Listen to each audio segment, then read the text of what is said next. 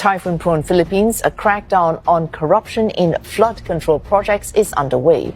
President Ferdinand Marcos Jr. said to order the creation of an independent commission to consolidate the investigation and expand its scope to other types of infrastructure projects.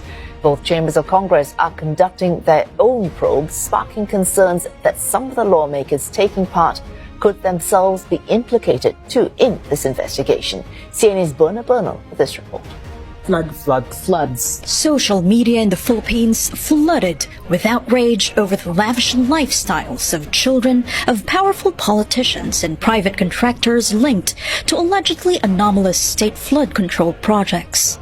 Content creator Kia Abrera specializes in educational videos on branding and entrepreneurship, but quickly joined the online conversation.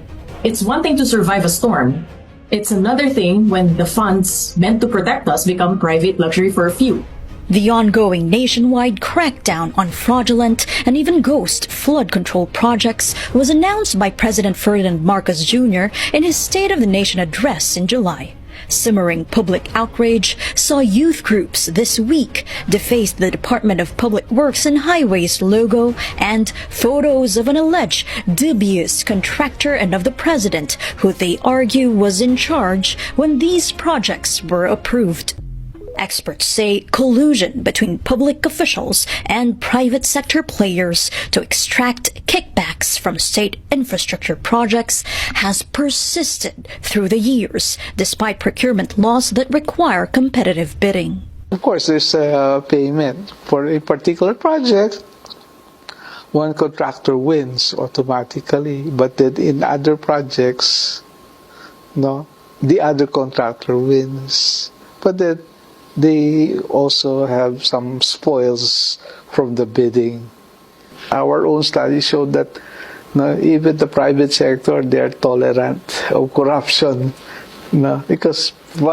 probably because corruption gives them certain advantages. Public policy expert Eric Batalla adds anti-corruption drives in the Philippines suffer from a politically vulnerable justice system. This court, the Sandigan Bayan, is where those accused of graft and corruption in government are tried. But rarely are high-ranking officials even charged. The highest-ranking official ever convicted here was pardoned by a subsequent president just weeks later.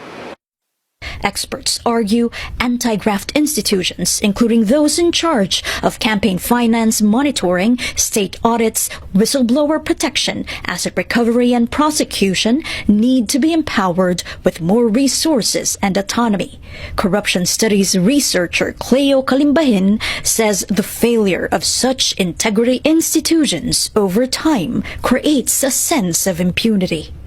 This outrage, and it's being translated to satire or memes, is a good start, but it shouldn't end there.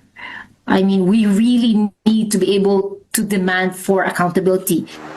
The administration has taken initial steps to address this crisis, including sacking or reassigning staff of the Department of Public Works and Highways linked to irregularities, preparing to file criminal charges against them, and permanently blacklisting one of the top contractors allegedly involved in questionable flood control projects.